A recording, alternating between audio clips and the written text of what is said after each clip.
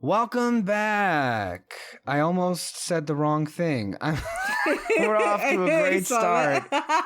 We're off to a great start. This is an audio commentary for the movie Tangled. I'm Alexis Soto. This is Alexis Moreno. How y'all doing? This is for Fantasy Fair. I literally almost opened up a different show. Yeah. This is how sad it is. But here we are. Fantasy Fair people, boys, and whatever Kyle does. Tangled is a movie that we like, and we're doing audio commentary on this movie. Pause. Yes. Click. I thought you weren't the biggest fan of this movie. Did something change? Well, because before when we would talk about it, you would be like, it's whatever. It's okay. Uh-huh. And then I would be like, oh my god, I love Tangled. It's the best. And then you'd just be like, You know, I'd like to think that perhaps, unlike others who are unrelenting in their objectively incorrect opinions of movies, like The Little Mermaid, for example, and Ariel in particular, that I was able to overcome such naivete. If we're putting it at that place level. No, you know what? For the longest time, I didn't care about this movie at all. And I can't really explain to you what it was other than it just didn't make an impression on me. Really, it didn't. This wasn't one of the ones that I saw in theaters. Like, I feel like when this came out... I didn't either. I think this one and Princess and the Frog are ones that I completely missed because I did not see I don't remember any marketing for this. Nope. Yeah. Maybe then we Frozen were just came. Maybe we were just at different points in our lives at that point, but I didn't catch them, and I don't think I saw this movie until I want to say maybe a year or two later. I don't know. I enjoyed it the first time I saw it, but I would not revisit it very often. If at all. Maybe until this year. The first time I saw this movie was in 2012, and maybe one time that I revisited it was once. So it, for whatever reason, would not make a lasting impression on me, you know? Mm-hmm. And that's just... Honestly, it just came down to as simple as that. I can't really explain to you why else it didn't necessarily matter to me. But no, I saw it again. I think this is actually the third time I've seen this movie this year alone. Mm-hmm. In the beginning of the pandemic, when we were doing all those, we were all rewatching the Disney Princess movies our episode for the ranked films. I watched this again, and I believe at that point I ranked it very high. I think maybe top 5, top 6, with Tangled. Mm-hmm. And I can't really explain to you what changed other than the fact that maybe I did in the years since. Maybe. And I really, really was charmed by this movie. And and I don't know, maybe if it has to do with the fact that we now have, the world now all has something in common with Rapunzel. Being trapped inside and always wanting to get the fuck out of here. I don't know if that may have something to do with it too. But no, my this is one of those occasions where I am thankfully proven wrong, and my viewpoint on a movie has changed entirely from the music to the characters, just frankly the story. So yeah, I've kind of was completely won over by it earlier this year when I was watching it on Disney Plus and thinking to myself, you know what, this is actually great. This is way better than Frozen. Way better. I don't know how this didn't get the Frozen thing. Mm-hmm. No, but like Mandy Moore, Zachary Levi. I mean, the animation. Oh my god, beautiful. Zachary! Oh, jeez, I love the casting in this whole movie. Mm-hmm. I think Mandy Moore. Look at that shot, though. That was beautiful. Yeah. That was beautiful. You know, this is the first it is the first like 3D animated movie for a Disney Princess installment. It's also, I guess they made like a big thing about it. Because when I bought the DVD, they had like all these clips on there. That it was the 50th Walt Disney movie or Disney animation movie. Really? Yeah. Interesting. I did not know that. I didn't know that at all. Yeah, I didn't know that either until I got the DVD. I was like, oh, that's cool. This always makes me laugh. Like again, like this is an example of like a number I did not at all care for the first time I saw it, but like, you know what, this is actually pretty great. So this makes me laugh because every time I think of this song, I think of that moment we were doing a guessing game, a Disney song guessing game, and you confuse this for fucking Lion King.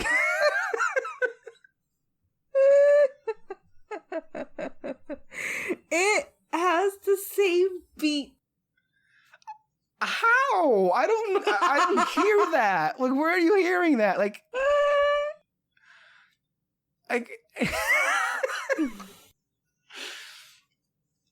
anyway,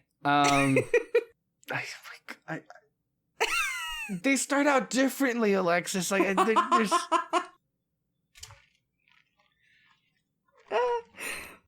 no, but look, this is, I think, it gets you immediately. Like, you really are, in her corner. I think from this position already, like, she is actually endearing. She feels, I don't know what she just feels more like a real person. Yeah, something you can relate to. You know, that's what I think that they're kind of getting right now. I think that they are making them more relatable and have all of these little like quirks and stuff. Like she has a lisp. She has a small lisp, and that's because Mandy Moore has a small lisp. I personally love that. I barely notice it. I barely notice it. Like, maybe every once in a while. I love it. No, like, it's a small one. Yeah. But like I love it. And how she's just very like, I don't know, like, she's strong, but she's also like, I don't know. She's one of my favorites is what I'm trying to say. Well, yeah, you know, I think a great place to start with, here's Flynn Rider, Zachary Levi, which is actually one of the departures I feel that makes the structure of this Disney princess film and sets it apart from most of them. I think even to this day, where the prince is kind of a co-lead in this movie. Rather than being relegated to like a secondary character. Yeah. I think the other, like, I think best examples would be, I mean, I guess people go to Aladdin and Jasmine, although it's called Aladdin and it very much is his movie. Yeah. Beauty and the Beast, I think maybe perhaps more. There's also Tiana and Navid in Princess and the Frog. So, but I think this is kind of the power couple. At least it's kind of become that way. And I do want to clarify, though, that while I did say that Frozen did get like the Lion King level mass success as the box office, this was also very successful. Do not misunderstand what I said. This is very successful. It has a very long-running animated series thing that just ended on the Disney Channel. Too, and you guys should watch it. And the presence in the theme parks was almost immediate. Like, I remember seeing a bunch of Tangled stuff all throughout the years and like just being like overwhelmed with how, you know, how well it was being received at the parks. I think we talked about how they added a little Fantasy Fair area right by Sleeping Beauty Castle that, that's basically been the mainstay residence for Rapunzel and Flynn Rider. They still have like a little show there. Mm-hmm. So her tower is there. Mm-hmm. In a miniaturized form, but it's there. Yeah, it's there. And of course, I think they also made that into like a regular Disney princess group meet and greet at the parks anyway, which I haven't really been in that area. Was just kind of like walked over it. But, yeah, she's very popular. The movie is very popular.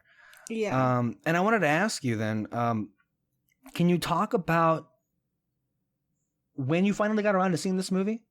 And like, I honestly don't remember. Really? Come on. I have no memory of me watching this movie for the first time. I mean, I know I didn't watch it at the movies. I might have watched it at school one day. I really have no clue of when I first watched it. But I love it. I love it so much. I think I feel like Ariel will always be number one. Mm-hmm. But that's just because, like, out of, what's it called? That's just, like, how it is. But, like, Rapunzel... I couldn't have said it better myself. Yeah, it's just how it is. That's how it has to be. But, like, I feel bad because Rapunzel, like, I love Rapunzel so much. I love her character. I love this movie. I love all the characters. I love Flynn. Like, I love their relationship so much. This is why I keep telling you guys to watch the Tangled series, because I think the way that they expand the lore, the world, but the way that they expand their relationship more, I love it so, so much. And, like, I think they started off with the movie, and, like, what happens in that movie is so, like, personal to me. And really, like, yes, it 100% is. And I don't know, like, it just, I love it so much. Like, obviously, what happened to them was, like, the positive side, and what happened to me was the negative side. It's just kind of me being like, oh, what if things would have happened this way? But, yeah, I don't know. It's so good. Yeah, I think I want to, clarify even more so if it wasn't, made perfectly clear at this point. One of the big reasons that really won me over as far as like what the heart and soul of this movie is, of course, you're very sympathetic to the plight of Rapunzel and you're on her side from the beginning. And I think there are a lot of things that she has in common with Ariel, if we're being honest. Yeah. Yeah. And one of the first things that they bump into in both of their respective journeys are people who they know or who they will fall in love with. With Rapunzel's case, I don't think it was as immediate as Eric's, but the point is definitely there, at least the comparison is. But the heart and soul of them, by the way, Mother Knows Best is playing, so that's great. It's great. Mother Gothel, she's A1. Yeah. Yes. She's lovely in a terrible kind of way, but yeah. I mean, I'll get to Mother Gothel in a minute. But the heart and soul of this movie for sure, and a big reason why I was won over lately was the romance with Flynn Rider and with Rapunzel. Because we finally get to see, like, I mean, we saw it with Princess and the Frog, but, like, with this one, we kind of see them actually, like, come together type of thing. And, like, we see them fall in love with each other. And, yes. And like, we understand why they do. Yes. And I think, like, for those of us who understand what it's like to catch ourselves in the middle of realizing the kind of feelings you may have for someone else, I felt that it was very realistically portrayed in this movie. It didn't feel forced, right? And like, it didn't feel like any of the other ones where like it just kind of happened or snap or like or love at first sight, which can happen, but for most people, it's hard to connect with. But in this case, it's so intertwined with both of them being stuck at this moment, and then through each other can move forward in life together. It was very, I think, mature in a surprising way that I hadn't previously considered. And I think it works so well that the movie takes a lot of time to give its attention on both of them, and instead of just like one clearly over the other. I think even more so than Tangled. I'm sorry, even more so than the the Princess and the Frog. God, I hate saying that name. It's so long.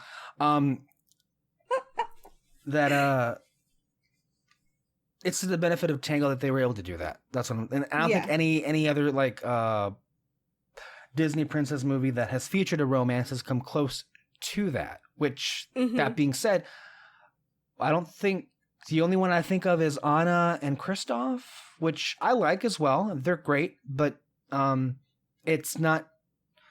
It's hard because Elsa is kind of the main character of those movies. So. Yeah. It's kind of like a second storyline. It's an ensemble. This one is like, it's the main kind of story, at least for me. You know what was interesting though is, I don't know if this was included in some behind the scenes feature, and I'm not sure if you would know of something like this, but it almost feels like because of the disappointment in the box office performance of Tiana's movie, that there were a couple of things that they changed in terms of how they handled that movie to make it more to make it appeal more to boys as well as girls. And one of the things that they've changed is, instead of including princess in the title or like, you know, Cinderella, Sleeping Beauty, whatever, they've changed it to more of a modern appeal, a modern name like a Tangled or a Frozen, right? But also one of the things that maybe, and this is just pure speculation, because I know that what we had just told you about the logo, that is very much true. And I hadn't heard this story, but I wonder if Flynn Rider's character was beefed up even more so out of a newfound demand, post Princess and the Frog. And like if he became more of a prominent character? Yes. Also though, I'm also surprised it didn't, because considering what this movie is, you could have easily renamed this movie Rapunzel and Flynn Rider. Yeah. Now, well, I know they didn't do that either, because I know they were going to name it Rapunzel, because that's the story. Right. But for the same reason, they wanted it. They didn't want it to be just like, like marketing for girls. Like, they want it to be appealing for boys too. So that's why they went with Tangled. Yeah. So that it doesn't have the princess name on there. I'm not sure about Flynn, only because I think in the original story, he kind of, like, not that he has like a huge part in it, but it's kind of like in The Little Mermaid, where Eric is like, he's not like a huge character, but he is a big character. Right. It's kind of the same with the Rapunzel story. Yeah. Yeah, and there are like deviations from what I'm aware of. Like, I don't remember many details of the original like stories of Rapunzel, except for the parts that we all know of, like, oh, Rapunzel, let your hair down, she has long hair, that's kind of her thing, and Rumpelstiltskin, which is clearly not a thing in this movie. So it's interesting they chose to go with Mother Gothel over it's creative.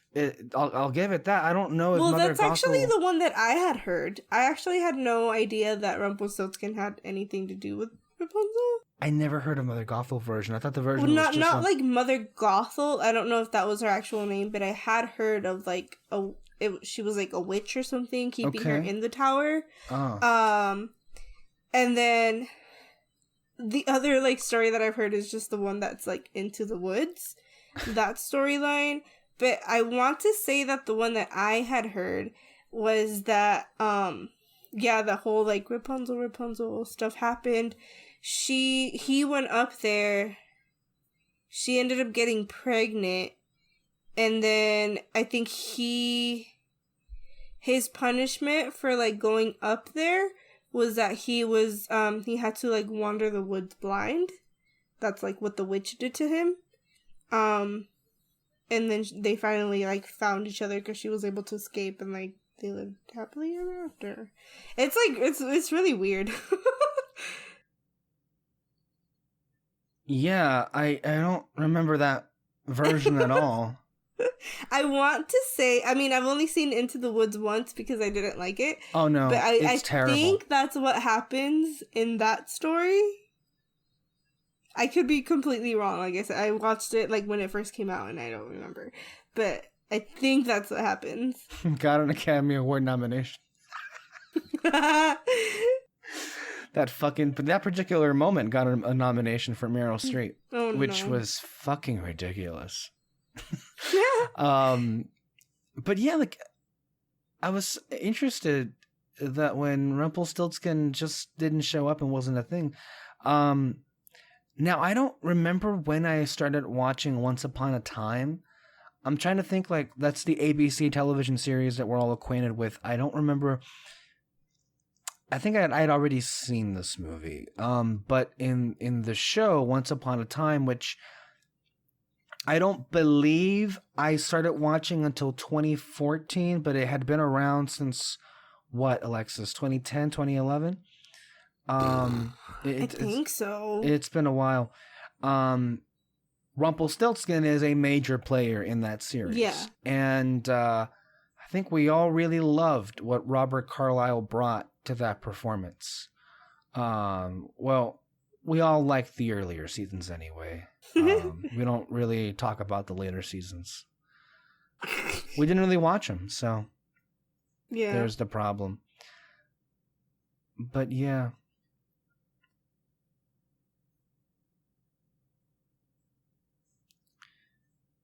So, Mother Gothel here. Yes. She's interesting. I think she's one of, like, I wouldn't say the best villain, but I like that they made her very human. And, like, this is something that would actually happen. Obviously, like, not the hair part, but, like, the toxic relationship that they have is very, like, realistic, which I think is very interesting.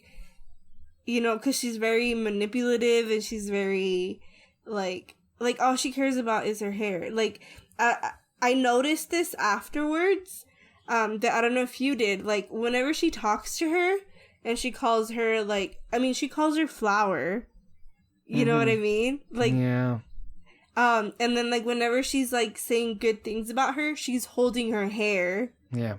And, like, I don't know, I think it's very subtle, but it's very interesting. It's very subtle in terms of how disgusting it is.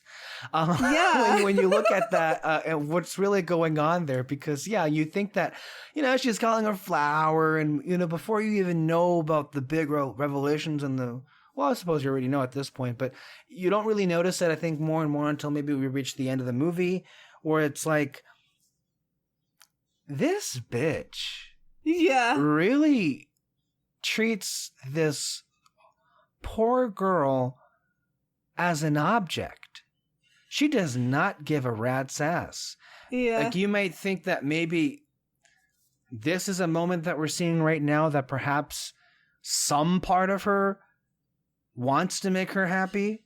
But then again, like, does she really want that? Or does she just want to make her, like, docile and complacent and just to please this instead of, like, opening the door for her to leave, which was what is a suggestion that clearly freaked the fuck out of her. So you're right, Alexis, when she, like, a lot of the stuff that when we do see her be sweet to her, the fact that clearly what's being telegraphed there, it's that no, she's being sweet to the thing inside her, is very, I guess the sweetest thing I can say about that is creepy? No, it is. It 100% is.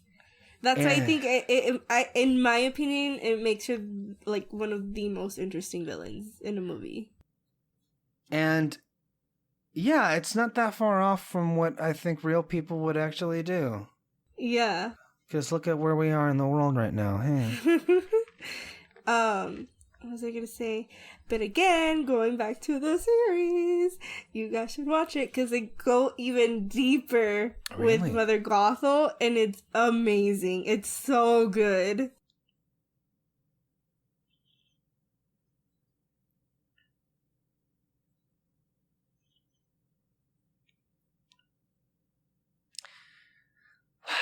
Can you believe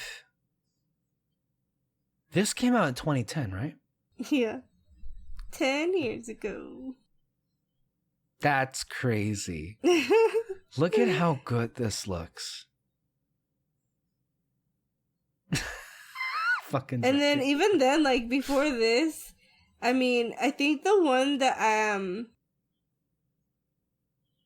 really irks me, not like irks me, but The Incredibles, whenever I think about that one, I think that one feels like kind of dated because of the way that their hair looks. And that was what, 2004? Yeah. So that's like not even that far from here. 2004, well, I mean, I think it just is a reminder of how quickly the technology is advancing in terms of cinema and all kinds, and especially with animation. I mean, yeah, there were 6 years of difference with Incredibles and then also Tangled. But then also just look at the difference between Incredibles and Incredibles 2. Yeah. That's like, what, 13 years? 14, whatever, how many years in between those movies, and how significantly better the animation looks in Incredibles 2.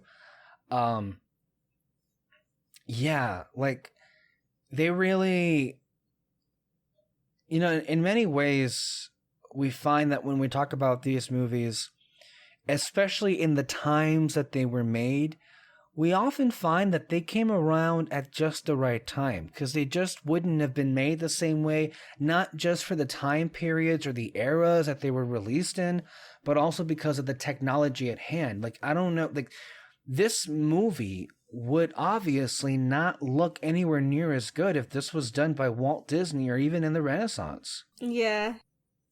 Yeah, that's interesting because,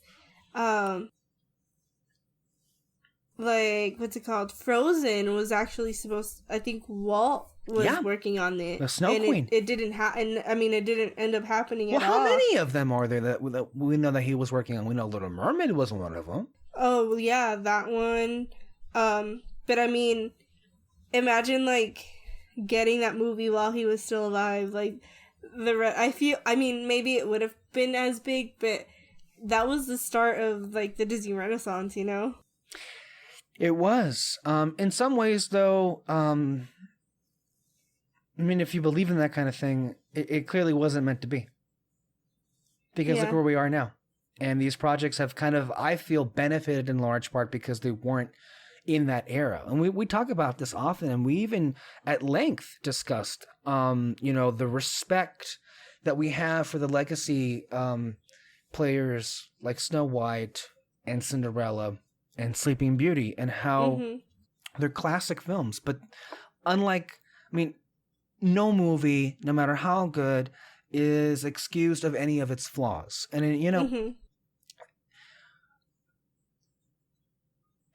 at least from our perspective, while we love those movies and we love those characters and for what they stand for, there is a disconnect from that era and from those iterations because of, I think, what we're more accustomed to from what we're getting from a movie like this, which is characterization, development, substance. There's a lot more effort put into the narrative in terms of it being more than just one note and completely surface level. Yeah. Oh God, I love this part. I love the grass. Looks so. That's the best looking grass I've ever seen in my life. Like real grass does not look that good. Look at that. That's a lie. My gosh, that is such a lie. By the way, that painting was beautiful. I want to have it.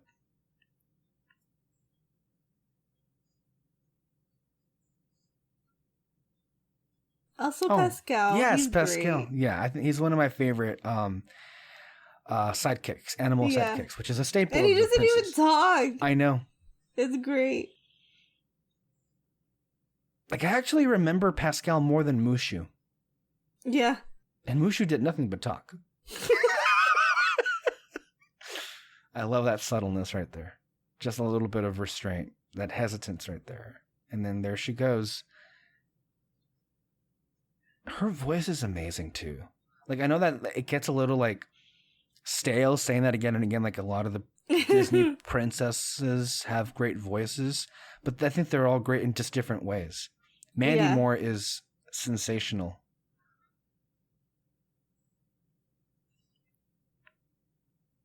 This is, by the way, this scene is us in about a year from now. It really is. I mean, I hope, man. Let's get the fuck out of here.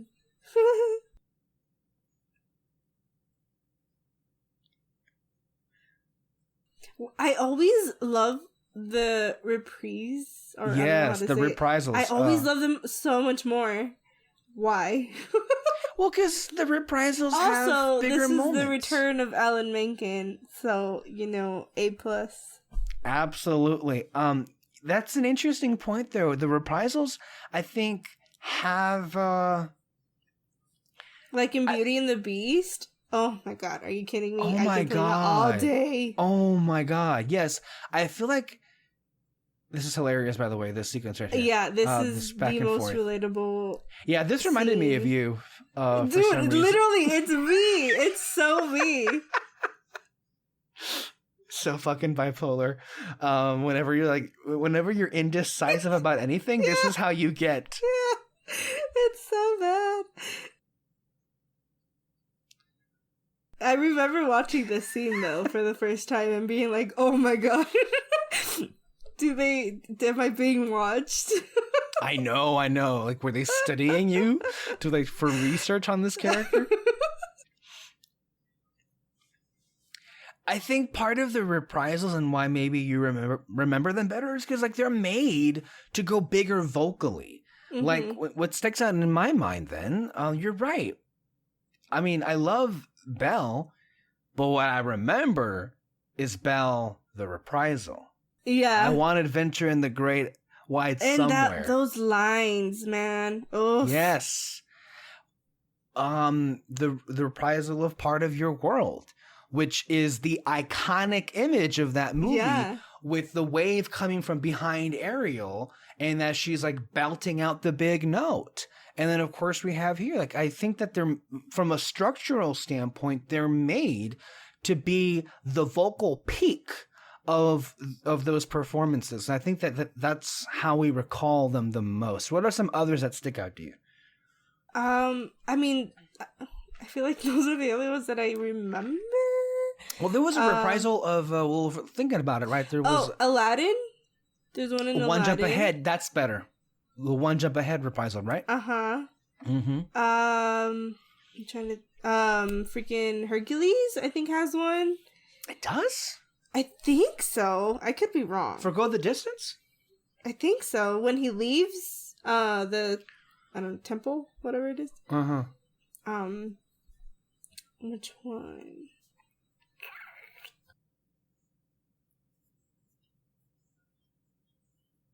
That is interesting. I think that I mean, at least from what I can remember right now, those are the only ones. I think all the other ones had like other songs. Maybe. There was a reprisal of Let It Go and For the First Time in Forever, but like intertwined with each other. Yeah. That's a good one too. I like that one. Mm-hmm. I don't know.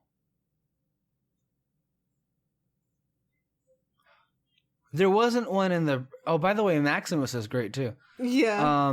Like, this movie is just chock full of great characters. Yeah. Maximus, there's a whole thing with the rivalry between him and Flynn Rider, and they kind of like grow to becoming best friends by the end of it. Like, I think what's interesting about this, and I think that they continue this on with Frozen, is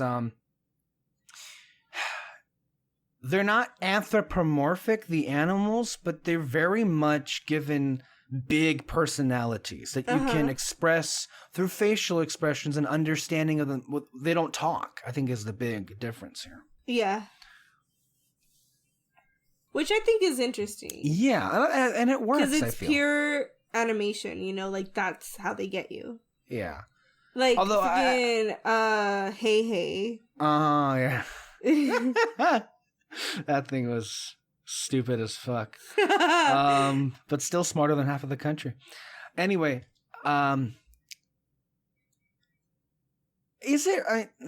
I don't mean to knock on Sven, but like, isn't like Maximus like better? Better like, than... from Sven. Oh, yeah. Yeah, like I feel like, I mean, I like Sven, fine, but like... Maximus, I think, is maybe the best example of what you can do with a character, and Pascal, with characters, animals that can't talk but definitely have personalities. Mm-hmm. No, yeah, I agree.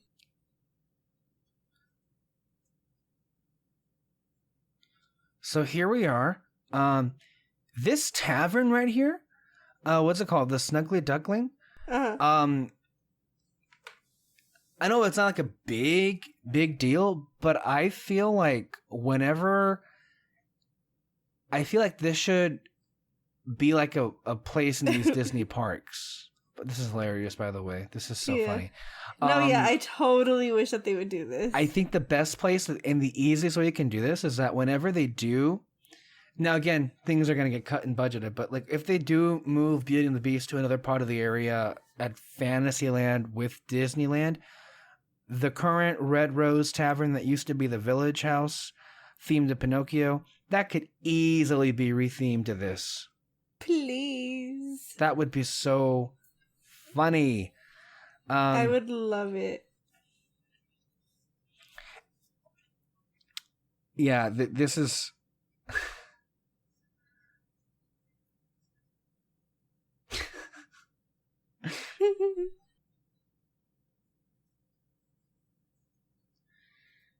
And here is the great Brad Garrett voicing this character. If you're not aware, Brad Garrett is perhaps most known for playing Robert Barone on the sitcom Everybody Loves Raymond. Also did the voice of Blow in Finding Nemo. And here he is. This is, I think, such a clever idea. Is like she's about to like appeal to like their better nature, and it's hilarious because like these are like, on appearance anyway, not the people to make an emotional appeal to, and of course they turn that on its head with this hilarious sequence.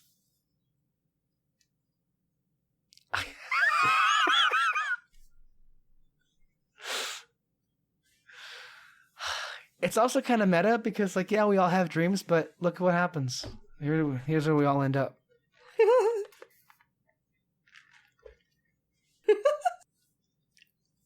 That wasn't depressing at all.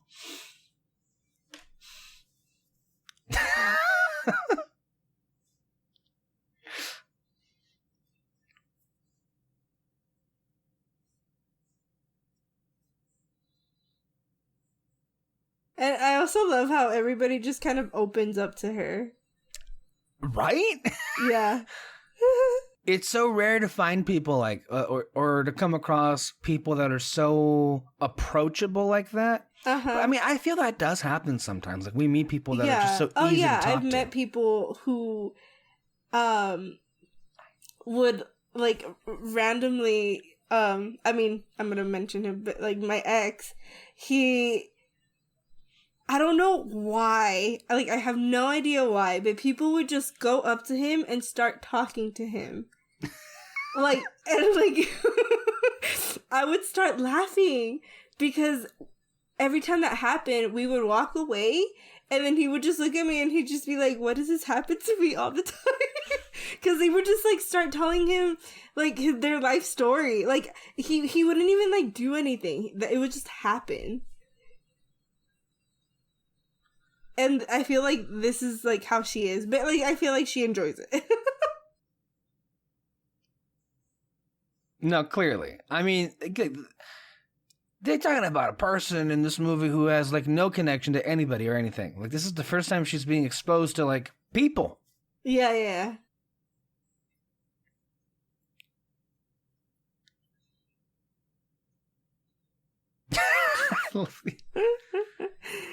Oh my god. This is so hilarious. I love this. Like, they make them, like... It's just the inverse of what they appear like, all their dreams. Yeah.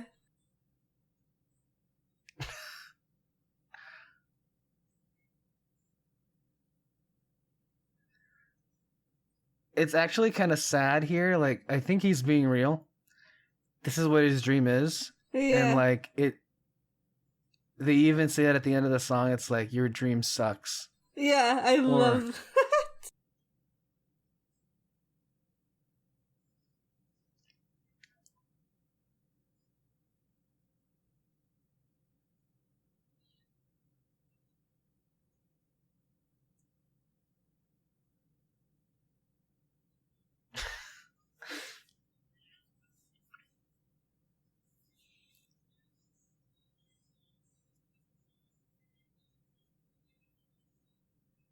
I'm not saying I don't love Frozen Live, but this should have gotten to be the replacement instead. I mean, this number, man. I feel like for this number alone, this would have, like, made it. I never seen Frozen Live. Can you imagine the lantern scene? Oh my fucking god.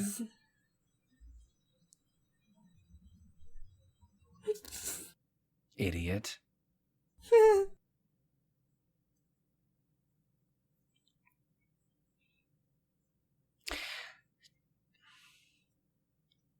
Go live your dream. Your dream stinks. I love this. Oh yeah, your dream stinks. He's about to say it right now.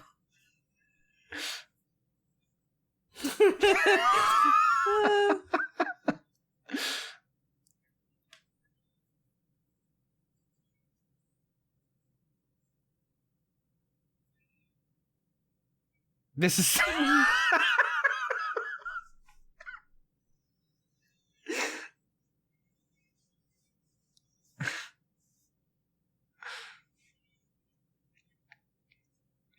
Also, the Tangled series got an Emmy nomination. So. Well, didn't it win?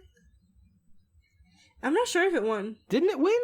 What's that? Alan Menken? Oh, actually, I think, yeah, it did. Because that's why... Yeah. Yeah. So, like, in the news recently, Alan Menken won his first competitive Emmy. He had already gotten, I think, an honorary one years ago. But this is the first competitive one that Alan Menken won. He's officially also, an EGOT member. Can I just say, the fact that Alan Menken still talks about Howard Ashman and, like, in such a loving way. Oh my god. I cry every single time. Alan Menken has had an amazing career, and while that may sound like in the past tense, like, that man has not stopped working. Oh no. He's going strong. Like, he just won an Emmy. He did a whole show. Yeah, Gallivant. It didn't like really go anywhere. It didn't last long, but it had like what, 2 seasons? Yeah. And he just won an Emmy for, I guess, Tangled. He wrote a song for Tangled. Writing in an animated program.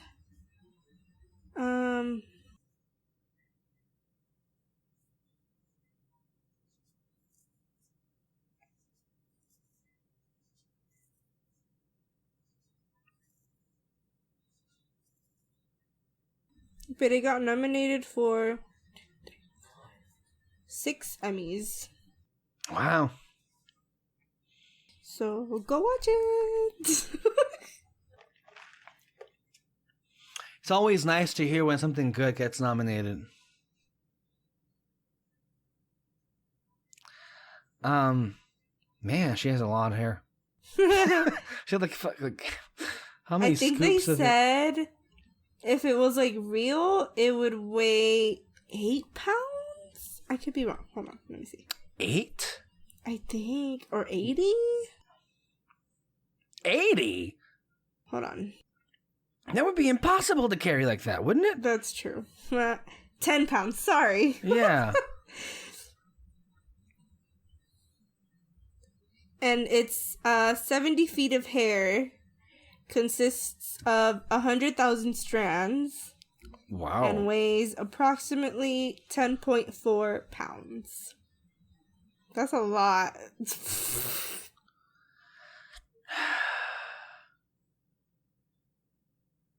Who would have thought that a frying pan would be such a useful weapon? Yeah. They keep using this that scene. throughout the movie. I love this scene.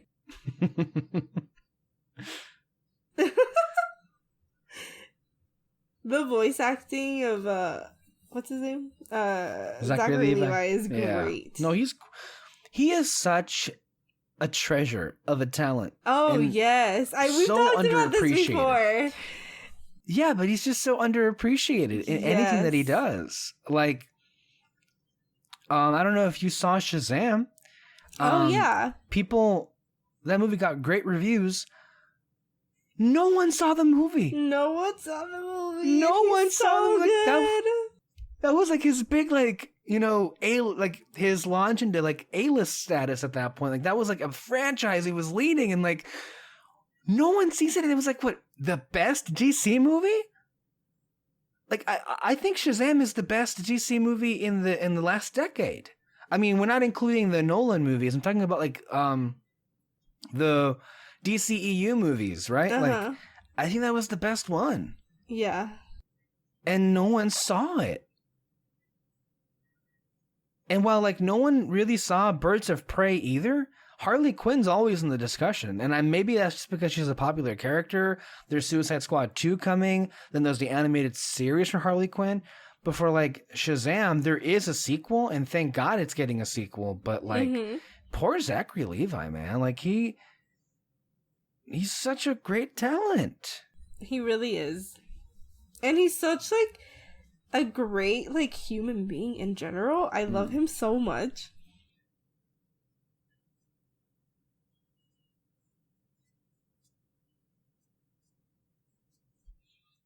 Well, this got dark. I mean, literally. That must hurt. That cut is not going to be pleasant.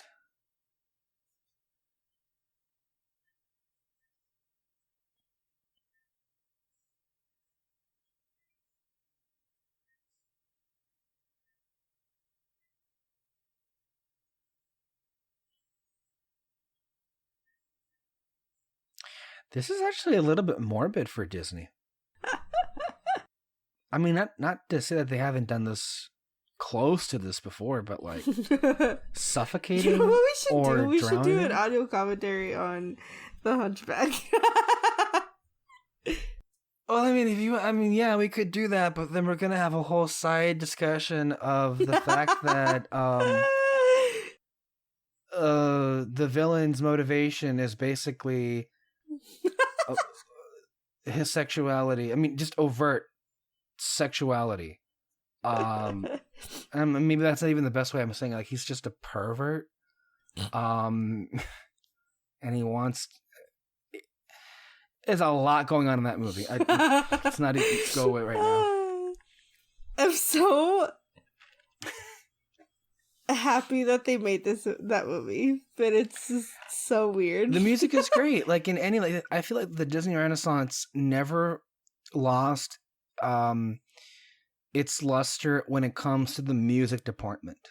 I think they were like great all throughout. And Out There, I love that number. Yeah. God Help the Outcasts. Hellfire is great too, So although good. it is Yeah. Frollo is a very problematic character. Just put that out there. Fucking burned out this. Okay, I'm just...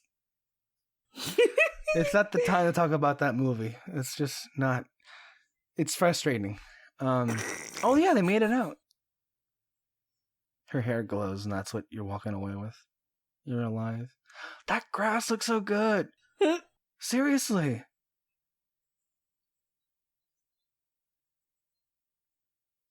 Oh, that's right. It heals. I forgot that. Uh-huh.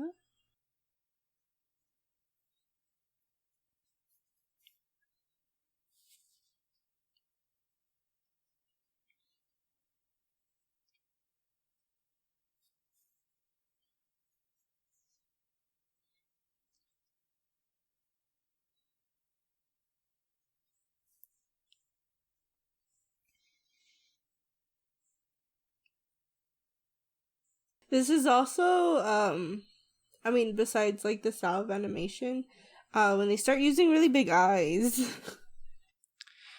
Can I be honest with you? I never noticed that until like someone pointed that out to me, and I'm like, yeah,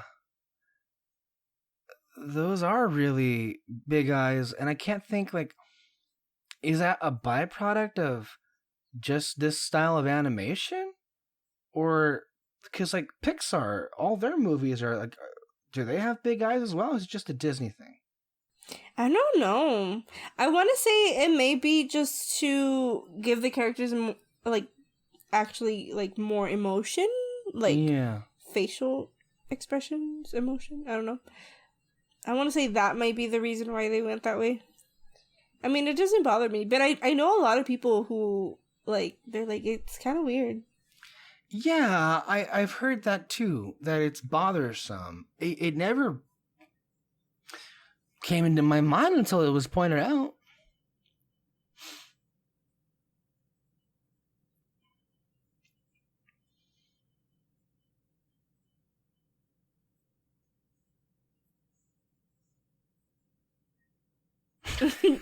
This is good.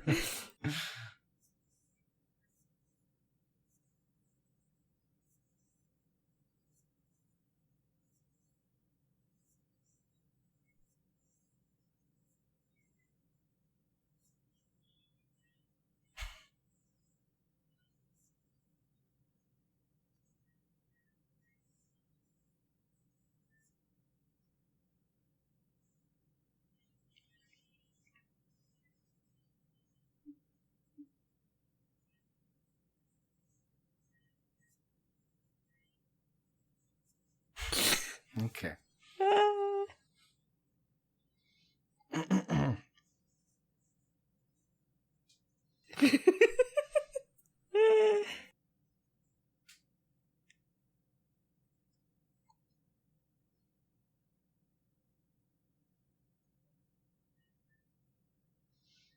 It's honestly, look, I know we talk about this, but like, fabric and hair has gotten so like realistic as far as animation is concerned, and like it's scary how good it looks.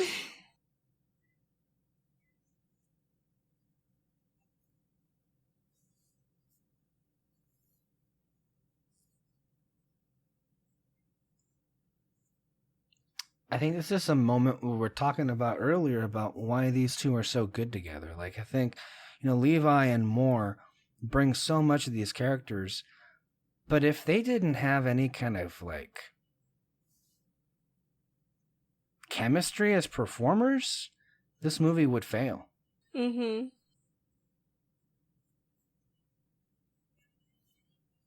I forget his name. Because I think that they did record together, because of the lantern scene. Well, yeah, you kind of have to. Yeah. Yeah, that is a practice that is becoming more and more rare, and honestly, I feel that's in this age. I don't like it. No, I mean, I know that it's nice to be able to do everything remotely, but I feel that you lose something in the performance by doing it all separate. Like I know that they only like have certain voice actors together for like maybe appearances. I feel like it's often rare. I think Tom Hanks and Tim Allen were the only two actors in Toy Story 4 in the making that were together. Like in the Frozen, the making of Frozen 2, you see Jonathan Groff. He recorded in New York the entire time, and everybody else recorded at the studio.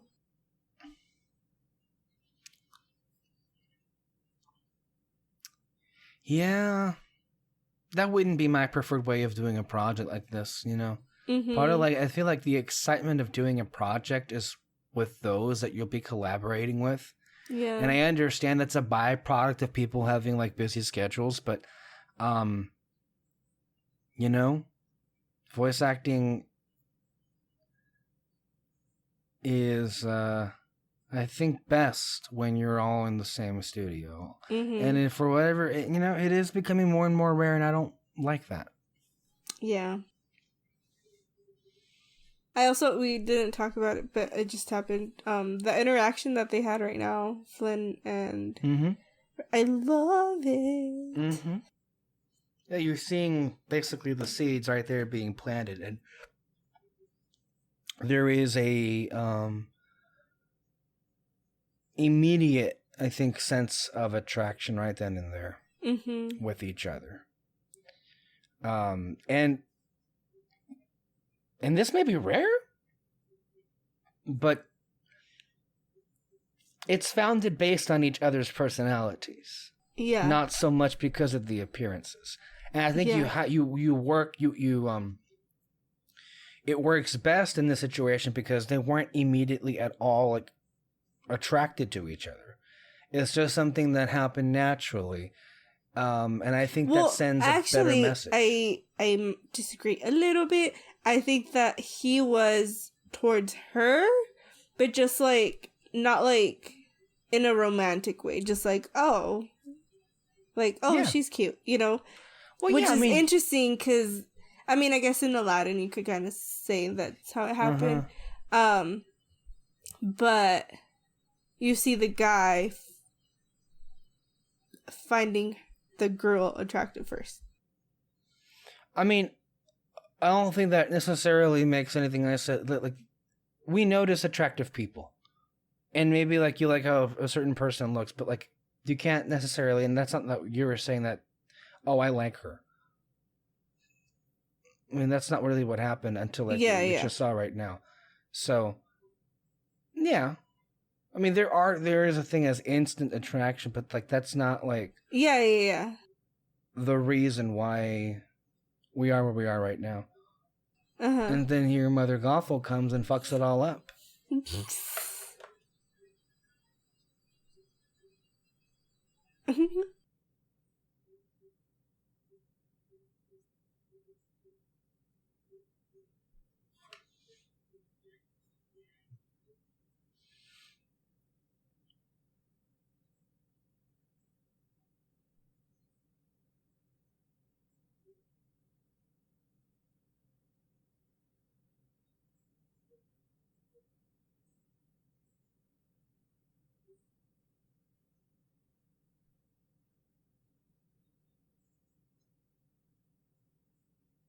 Oh, shit.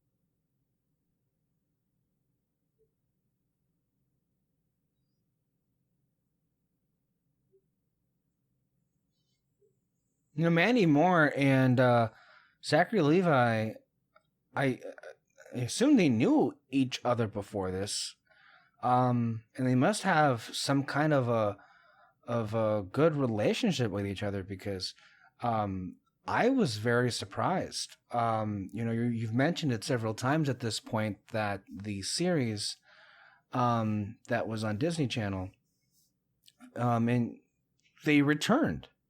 Yeah.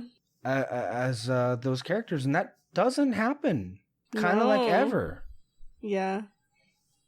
Especially like especially them, because I feel like they've gotten so big.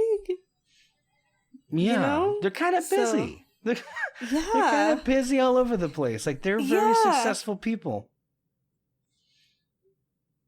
So it's kind of I think it's really cool that they came back.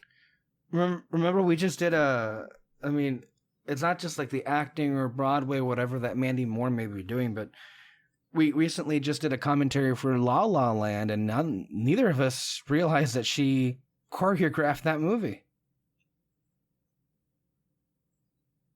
It's just a thing that, oh yeah, she did that. So, are we going to address the elephant in the room?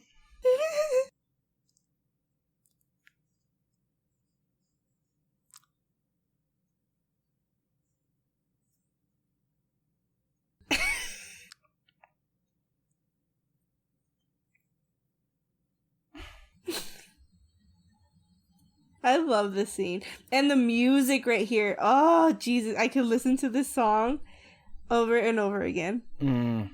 Because when I do my homework, I listen to like Disney scores. And whenever this one comes on, I have to play it like 3 times. Yeah. Scores are great. We need to do one of those shows. Oh, look, they're braiding their hair. So, the kingdom is really called Corona?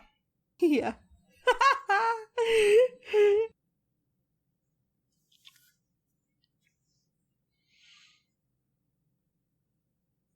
I don't know what to say, other than like that. That's kind of perfect. It really is, though. It really is, because like her fucking story, we're all living it now. Fucking Corona.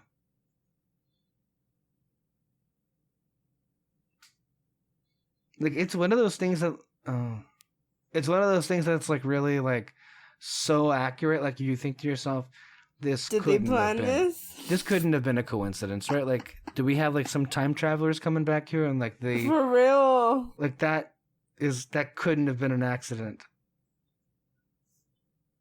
Was that like some kind of like a what's the word I'm looking for? Subliminal warning. Yeah. For what was to come, literally 10 years to the date in the future. I don't know. A warning would have been appreciated, that's for sure. But yeah, these two are cute.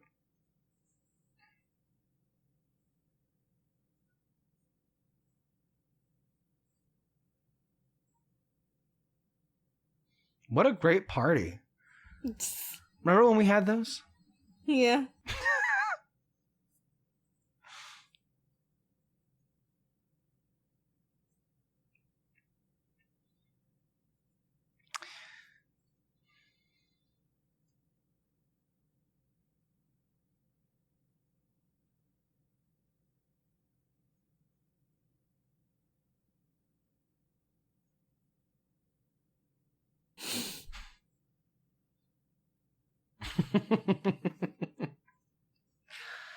This sequence here is jeez, it's amazing, sensational. I mean, yeah, we're gonna get into the song, but like, I think in terms of like how this was conceived, this is the single best way this scene could have happened. I mean, could have been executed, and I mean, I think it even works in the narrative. Like when Flynn is saying you're going to get the best seat in the house. Mm-hmm. Oh, yeah, you're going to be far away, but like, whoa. You see it all. And of course, the reflection in the water, it is iconic at this point, I feel. Mm-hmm. And like this conversation, I Mm-hmm. love it.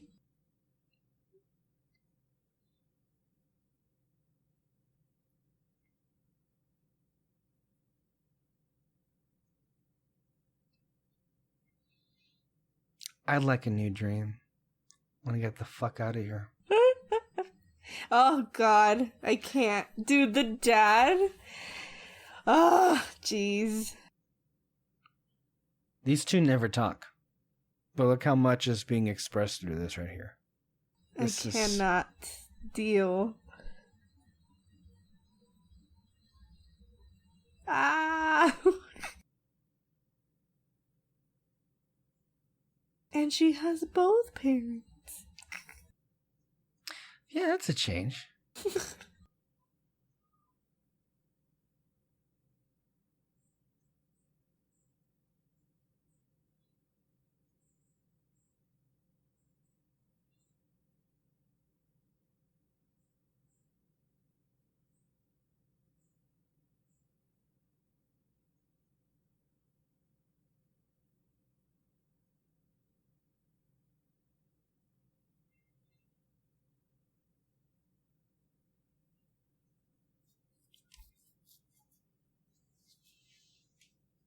This is I think this is pretty. Don't you? Oh jeez. It's so good. I never would have thought that purple and yellow would have been wonderful, like a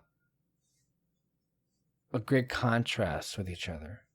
There's a lot of purples and yellows in here. Mm-hmm. Whoa. What's her colors?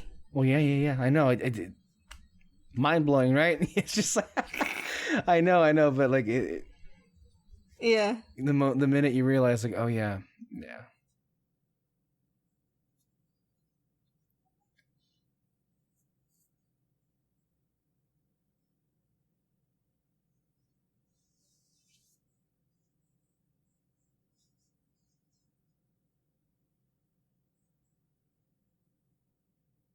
This is just a great song. It is. It doesn't even have to be exclusive to this relationship or this movie. Like, this is, I think, just it's actually surprising to me that this wasn't like attempted to be like a big like pop release or something on radio. Because this is like, it would be one of those. It is. Honestly, I think it's one of the best songs ever. Mm-hmm. There's just, and I think a big part of it, the lyric is great, but man, Moore and Levi hit it out of the park in terms of delivering on the emotion in the delivery of this vocal. Like, you can almost hear them kind of break down a little bit. And I'm sure they did in recording this song. Mm-hmm.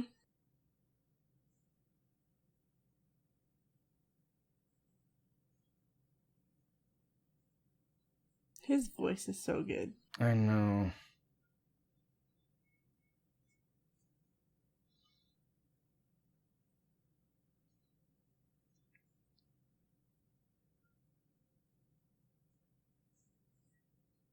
And he does sing more in the show. He gets like his own songs. Oh, really?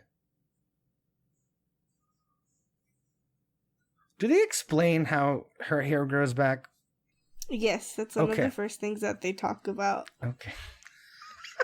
It's one of the things that really annoys Kyle. Oh my god. It's like one of the things that like they make a change to the character and then they like undo it for like a series or like a future movie. It's literally what the whole show is about.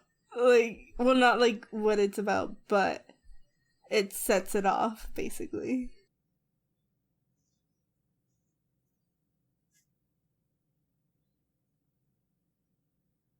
And then this, I guess the one that she like reaches up for is the one that her parents let go of.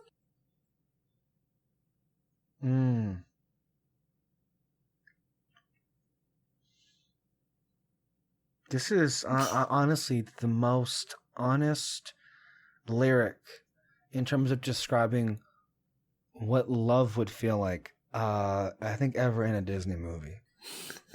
That I cannot believe how good this is.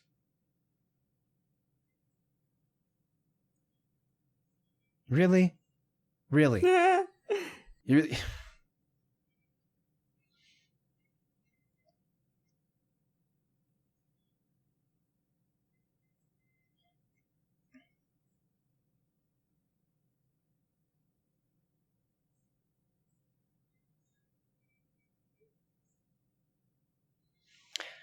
See, this was his first mistake. Well, I mean, he was trying to do something good. I know, I'm kidding. No, he was, but I mean, just, yeah. He was trying to do the right thing, and then, guess what? It all blows up in his face.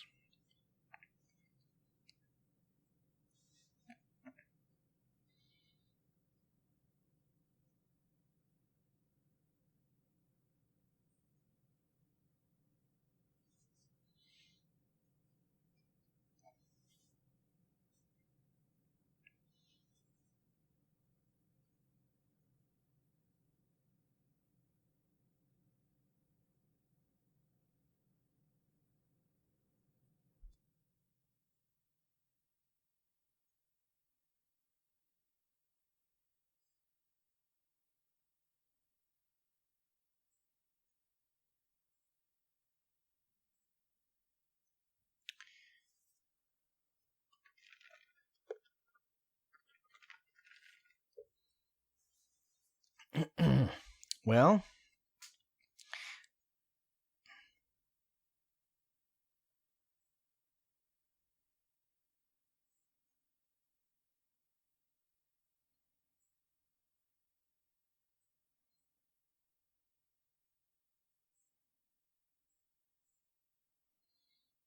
I mean, you see... Oh, okay.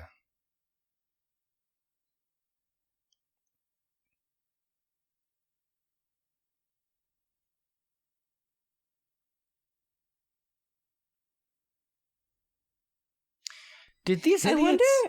Did they not know that... What were you going to ask? If she knew what she was doing, like what Mother Gothel was getting from her. What do you mean?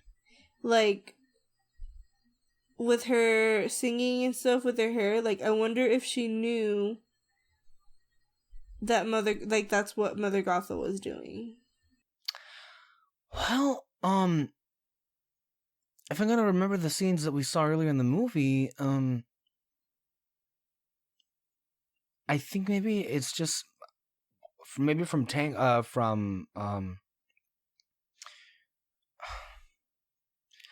perhaps from her perspective, she feels that she's just helping mom feel better. Simple as that, right? Like, she knows that her power is to heal, and it just makes her feel better. Like, I mean, if you're thinking that if Gothel was like transparent about the fact that she kind of needs her to survive, I don't think she would say that. Because, I mean, that could so easily be used against her by Rapunzel, I would feel. Yeah. That I don't even think anywhere in the movie it says that until like the very end where all the reveals happen.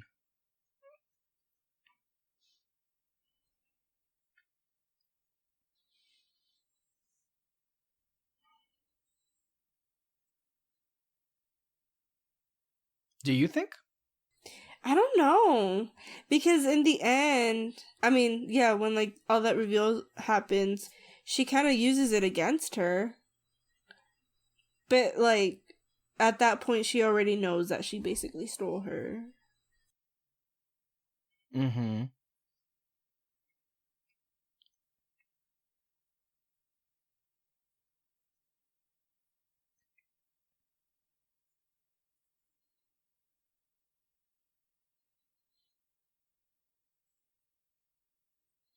You know, the way she talks about that, I actually want to have some of that hazelnut soup. I mean, for how many times it's name drop, it's like, bitch, can I have some of that, please? I never heard of that, though.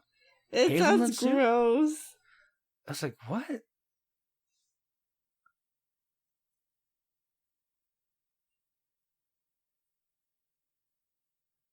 That was encouraging.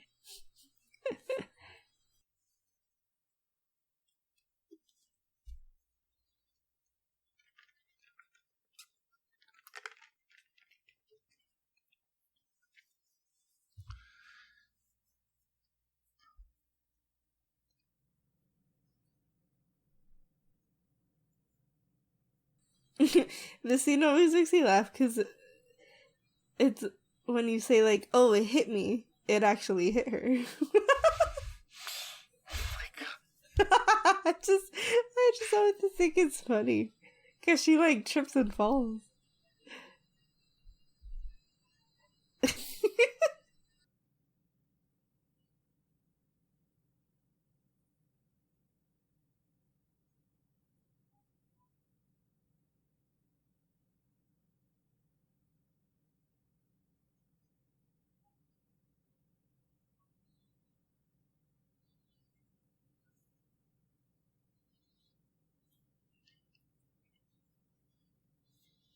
And there it is. Oh, she still had that? No. Oh, she's in her mind. Oh. Okay. I don't remember that happening, but I guess that did happen. It literally hit her.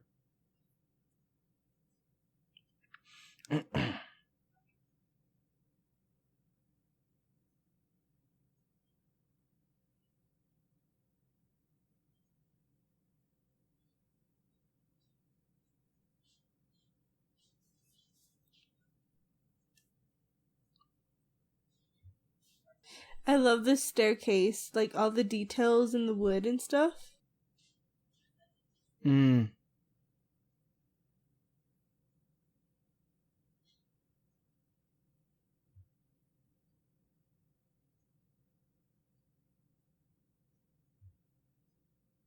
Oops. She's like, oh, She's shit. Scary. Yeah.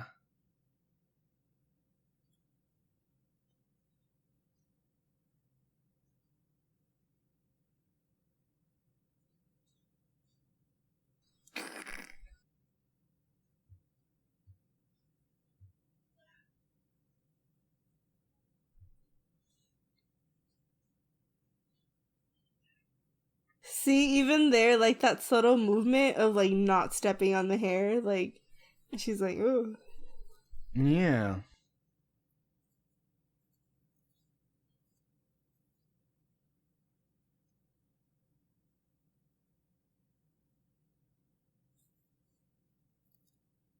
Even she was about to touch the hair. Just right there. Yeah.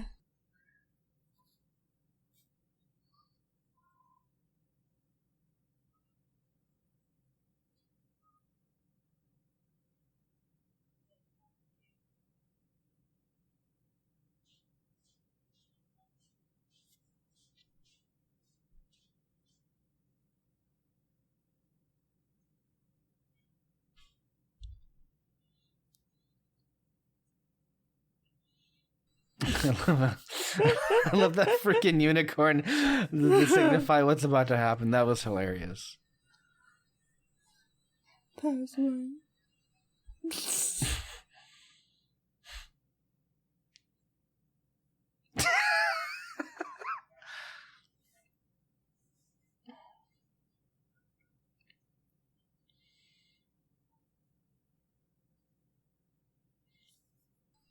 Damn. I know, right?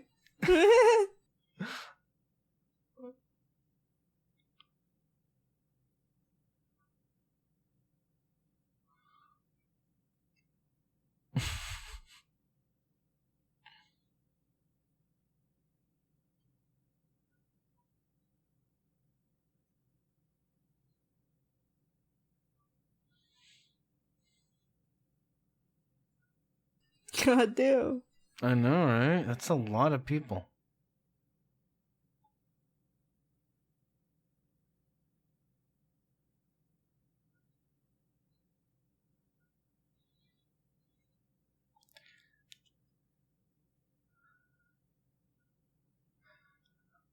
Do I have to ask the question? What? Wouldn't that be painful? Like, I mean, wouldn't that be really, really painful? I mean, I wouldn't know. No, you wouldn't, and that's the point, right? Like, he would. That wouldn't, especially if you land on the wrong. Yeah, not okay. That's maybe too much information. The girl.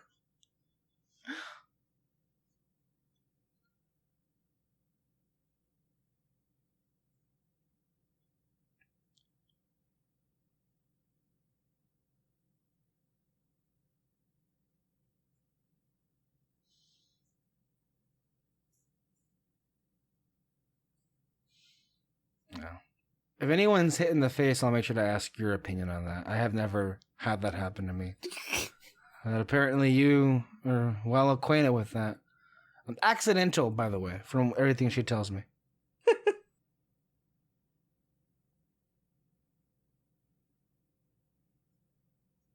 Didn't you get your teeth kicked in one time? No. No, didn't somebody...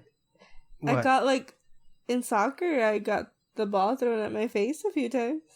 No, not that. Didn't some guy kick you in the face once, like by accident? Oh, yeah! Oh, that was funny. I was getting takis from the floor. And some guy... Oh, God. Was it that painful you blocked it out? Yeah. Oh, my God. Rude. Well, at least it wasn't a Ray moment where, like, she steps on him. Yeah. Imagine, though. Jeez.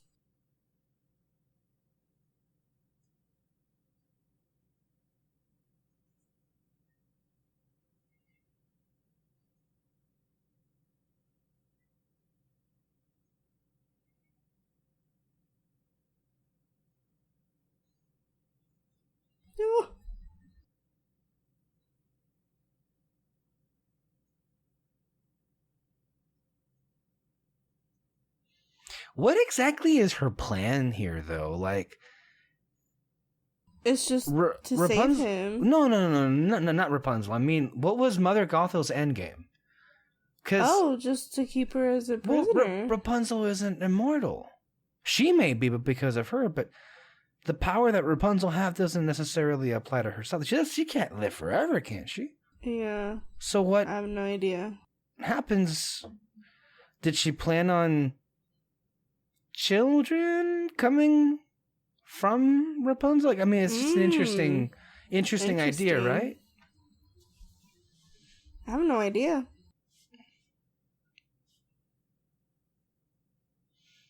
Maybe she's dead, but the corpse itself still has. I mean, that's just disturbing. Honestly, like, that might be something she might do. She's crazy. Well, it's interesting, right? So, like, she gets her power from her mom, who didn't have that necessarily. Wow. Yeah. What a waste. Imagine if you dyed your hair. Oh, jeez.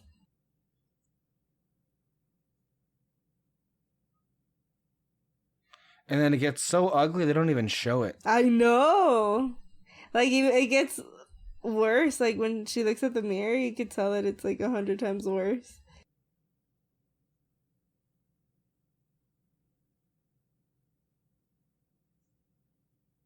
And she just turns into dust. Well, she's not even there. Like, yeah. Ew. Might want to get that grass washed. I wouldn't want to step on it. Especially if it's in the front mat. Yeah, just cover that up.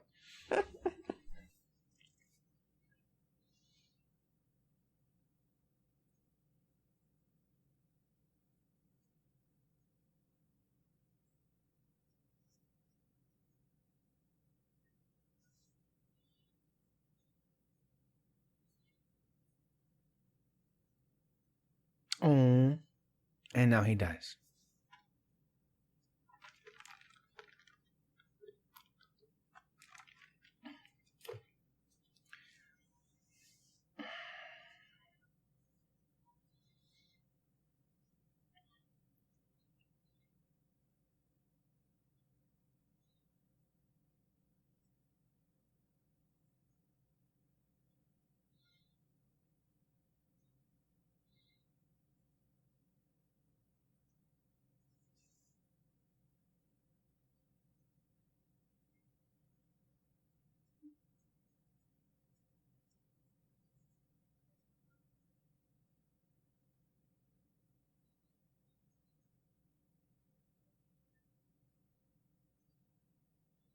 I love how they just changed the whole meaning of that little song right there. Into a more genuine and noble desire. Mm-hmm. It's so good. Mm-hmm.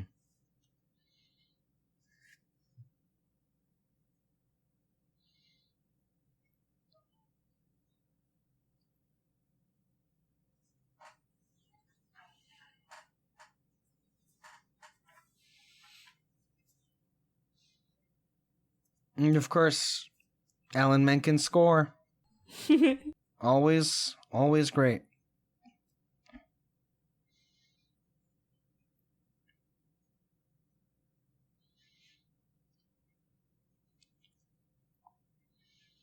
I love this line.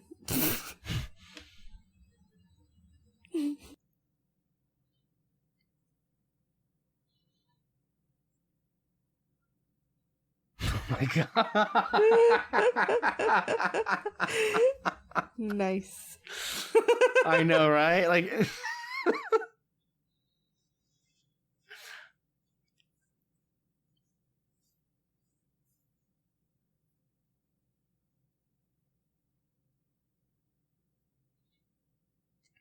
oh, this scene. I know. This is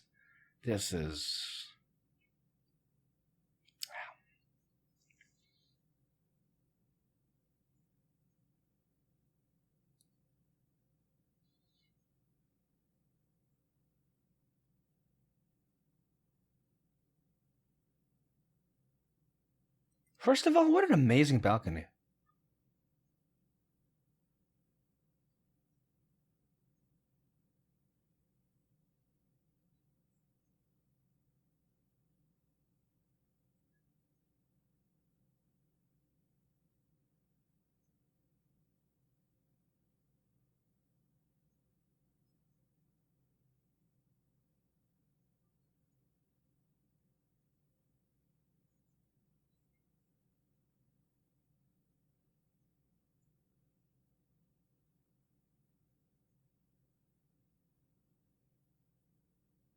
Oh, jeez.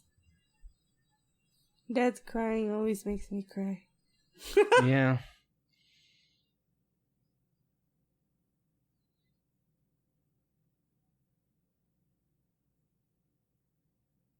Let me just drag him in there.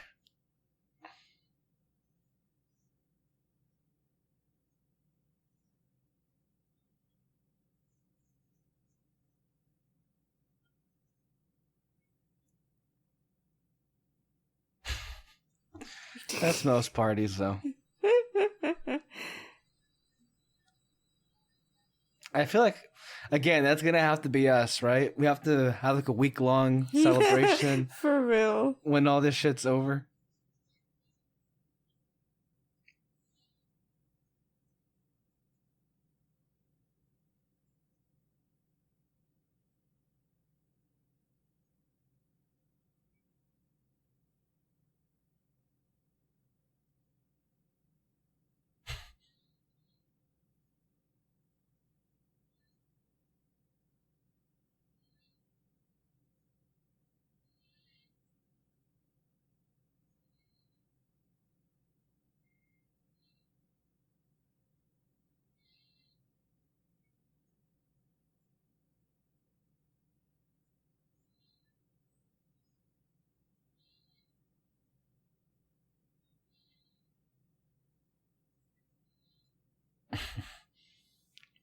I finally said yes. I love.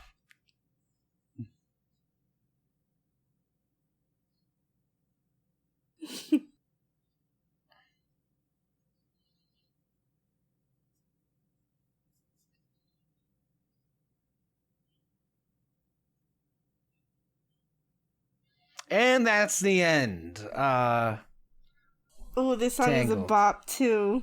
It actually surprisingly is. The Kingdom of Corona. Or how I like to call it, 2020.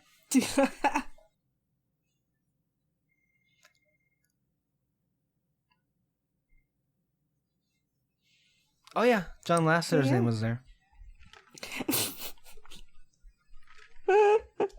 What? Too soon? Alan Menken. Legend right there. This song almost has like a 2000s vibe to it. Oh yeah. Well, is it? Or is it like, was it made for the movie? No, I think it was made for the movie.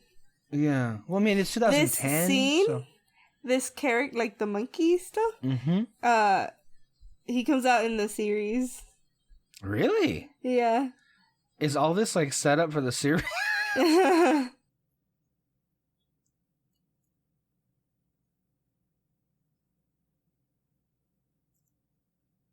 always wonder how they pick the song. I mean, do they write like these songs like for the credits? Like, imagine like that's your job. Your job is to like write a song for the end credits of a movie. I don't know. Do you think they put a lot of effort? I don't know. I mean, they range, I think, in terms of like that could also be its own fucking show. Like, here we are, we're gonna rank all of the end credits like songs for Disney movies. Maybe the most successful one was the one for Wreck-It Ralph. Well, because it got used for Paint the Night. You know. Woo! Yeah. Love it. Because a lot of them, the 90s ones just had like pop versions of the songs that were used in the movie.